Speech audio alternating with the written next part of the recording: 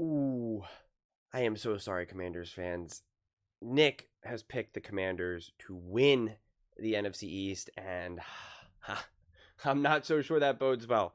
Last year he had the Eagles missing the playoffs, and they ended up obviously winning the Super Bowl, and he had the Cowboys winning the division, and the Cowboys did not win the division. So we'll have to see how that ages. We'll have to see. But all jokes aside, no, I mean I think this division will very much be competitive.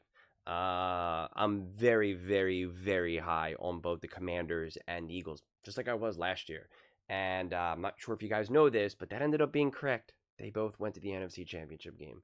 And so I think it's fair to say that the Eagles have the head start there, but I don't think anything is given.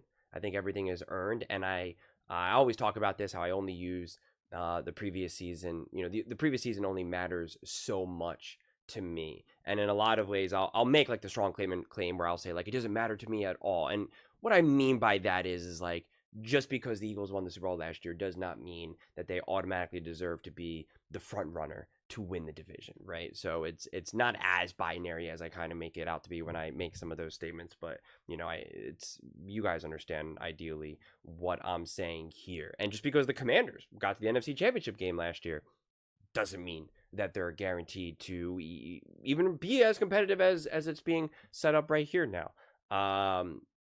Preseason predictions honestly always make me uncomfortable. They actually really do.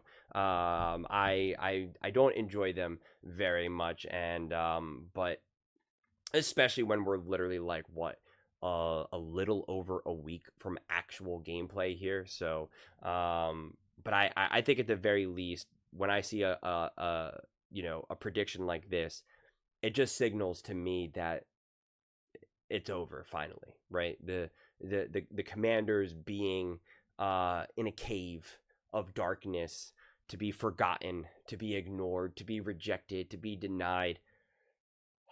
It's over. It's done.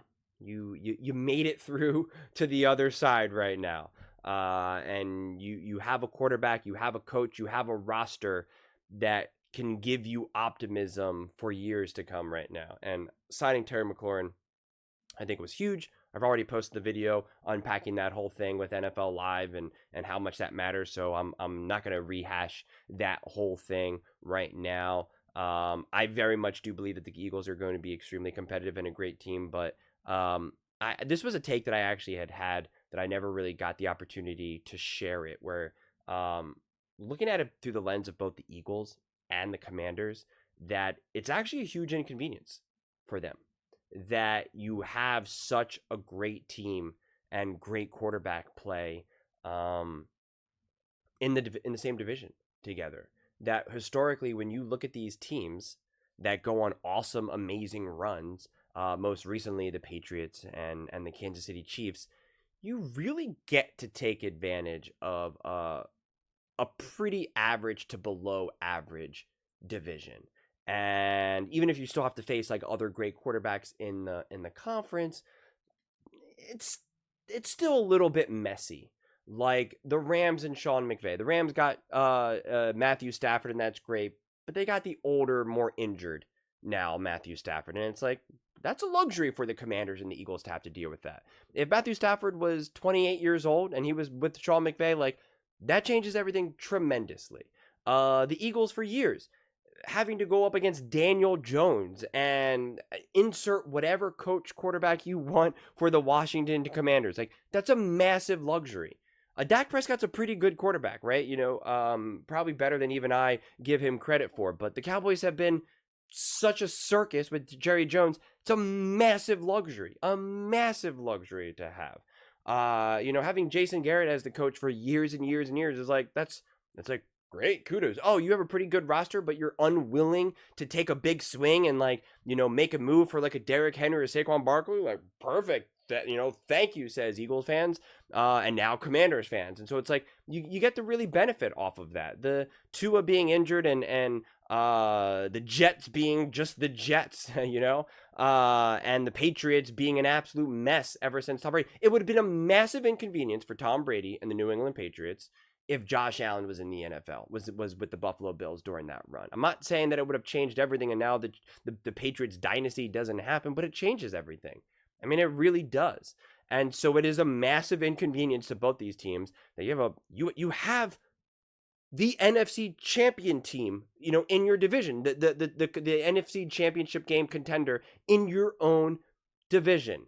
That by definition is pretty annoying if you're looking at it from either lens, the Commanders lens or the Eagles lens. And I know both fan bases, as I've gotten to know them quite well over these last couple of, however many months, that they're both very confident and passionate about their own franchise and their own quarterback and their own unit, and as they should.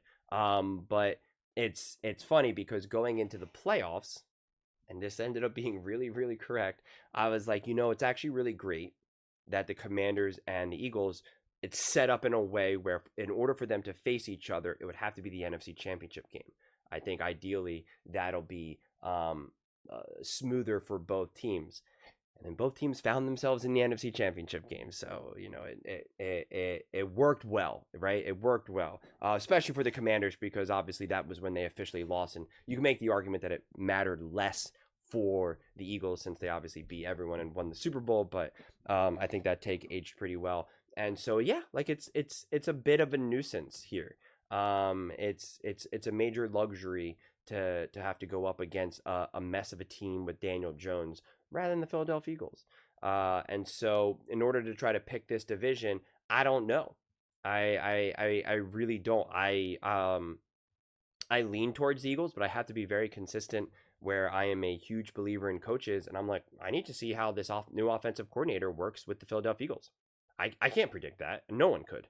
No one could. It's one thing if he's been coordinating or was doing something else, was coaching somewhere else and you could really use it. But like, no, I have no strong sense of how great or bad or average of a play caller this offensive coordinator will be with the Philadelphia Eagles. I got no idea. And I've had the same takes with all other coordinators that I don't know and other coordinators that I do believe in. I think that they'll have a more, their quarterback or their team will have a lot more success. Most recently, like Liam Cohen, Ben Johnson, and my one question mark now is like the Detroit Lions. Like, I don't know how great the new OC is going to be for the Lions, and I'm confident in how great Ben Johnson is, and you lost Ben Johnson, so like I don't know. And I think Kellen Moore was a really, really good to great coordinator, but like I don't think he was like the GOAT coordinator, and he's not Ben Johnson in my eyes. So it's just like it's not maybe as much of a loss, but you still need a gain for it from a coordinating standpoint. And it's my same take with the Commanders, where I'm like, Cliff Kingsbury is an awesome coordinator, and I believe in him, which is why I thought Jane Daniels and the Commanders were going to be so successful, which is why I also say enjoy it while it lasts. Get as much as you can right now because Cliff Kingsbury will leave. For all you know, he's going to be the head coach of the New York Giants or the Dallas Cowboys soon. I mean, that's a real thing that could happen. And it will be a legitimate loss for Jane Daniels and the Commanders. So I have to see how that shapes up for the Eagles. I have the utmost confidence in Fangio and Sirianni keeping that team together and the roster itself. But it's like, I got to see this all connect. I got to see how this all shapes up. And, by the same token, I believe in the continuity of Cliff Kingsbury and Jaden Daniels and them boosting up that offense. And I believe in Dan Quinn, although they don't necessarily have the raw material, the raw material to be as great of a defense as I know Dan Quinn can build and run. But I do believe that even if there's technically, if you look at this team and your biggest question marks are around the defense, I still look at it through the lens of, I believe Dan Quinn is too good of a coach for them to not at least continue to be moving in the right direction. That if this team, and I don't remember the exact numbers, so these are made up, if they were on average giving up 25 points a game last year, that this year at the very least is not going to be 28, unless you get decimated by injuries, but you're not going to go backwards. And most likely you gave up 25 points per game last year, and now it's 24, 23. Right? Are you able to make the jump and go to 19 now? Maybe if you really hit home runs on those draft picks and they're able to absolutely hit the ground running, definitely possible. But again, I'm more confident in at least not going backwards or even just staying the same, right? Even just what it was last year, I imagine at the very least it will be better, which then bodes well tremendously from my viewpoint for the Washington Commanders. And I just have zero concerns I hate myself for even having to bring it up or saying it, but like zero concerns for the sophomore slump with Jaden Daniels and blah blah blah blah blah blah blah blah blah. So yeah, man, I'm excited to see what the Commanders and the Eagles look like and how they contend throughout the year for the division. I think both teams honestly have tremendous momentum, and both teams are going to feel incredibly confident, and both teams have proven that they belong. Again, obviously both NFC Championship contending teams, and obviously the Eagles winning the Super Bowl. But with what comes winning the Super Bowl is, you can't afford to keep all the players, so of course you're going to lose some players. You lose your coordinator, right? So you lack some of that continuity. A lot of the things that made you great in a year's past or something like that, you're hoping that you can recapture. I'm not confident that Saquon Barkley is just going to be able to rush for 2,000 plus yards again. It's like, I don't think that Saquon Barkley necessarily takes a back seat, but do I believe that he can just have back-to-back all-time great seasons? It's like, that's asking a lot. That's asking a lot. So, and also the Eagles, health is always a question mark, but same thing with the Commanders, right? You have a couple older players that have been kind of banged up a little bit, like a Debo. Zach Ertz is certainly not, young by any stretch of the imagination. And so, kind of just a wait and see. And Jaden Daniels got banged up last year as well. So I wonder also if part of this, who ends up winning the division is just like, who's the healthiest and whose coaching staff holds it together the best. If there's any type of liability with the offensive coordinator with the Eagles, the Commanders are good enough to pounce on that, I believe. And if any of these teams are dealing with players who are banged up, like Debo's gone, Terry McLaurin's gone, AJ's gone, whatever it may be, I think both of these teams will be great enough where it's like, yep, that's all we need. All we need is the tiniest little edge. We snap our fingers and we got this thing cooking. But to what degrees? That all depends. We got to wait and see for that one. Can't predict everything in August. Those are just my thoughts. I'd absolutely love to hear yours. What do you guys all think about the Washington Commanders winning the NFC East? And do you think it bodes well that Nick Wright has picked them to win the NFC East, or does that make you a little bit more nervous? Let me know in the comments below. I read every single comment. So whether you agree with me or disagree with me, either way, let's get in some discussions, let's get in some fights, but ultimately, let's just have some fun. And please do consider subscribing. We're building an amazing community here, and I absolutely love to see you part of it. I want to build something that we all generally feel connected to, something that we're really excited to be part of.